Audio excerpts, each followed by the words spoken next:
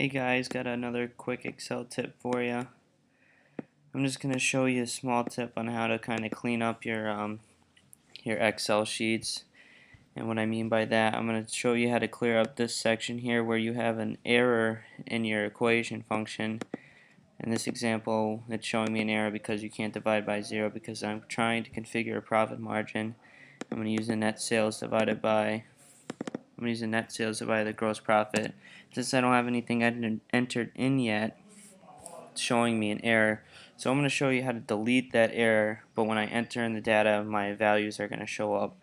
This tip's just going to kind of clean up your Excel sheets, make them look a little better, so we'll get right into it. So I'm just going to show you the pretty easy way to do it. You're going to have to listen closely because you have to enter in a pretty complicated formula, but once you get the hang of it, it should be pretty simple. So what I'm going to do is I'm going to go in here. I'm just going to delete that for a second.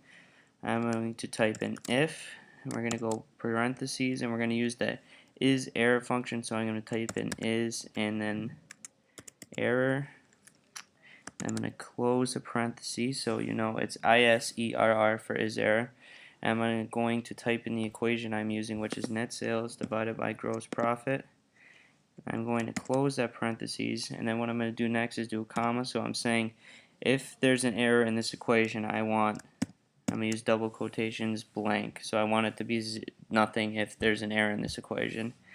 And then I'm going to put if there isn't an error, I want the answer to net sales divided by gross profit. So I'm going to enter that. It's going to give me an error just because I didn't close the last parentheses there, so I'm just going to hit OK. As you can see, it disappears, so I'm just going to drag this down to all my formulas. You see they all disappear. So now let's say I'm done with the month of January, so I'm going to enter my gross profit for the month, say it's $200,000, and say my net sales is, I don't know, 90,000. So my profit margin jumps in for that month.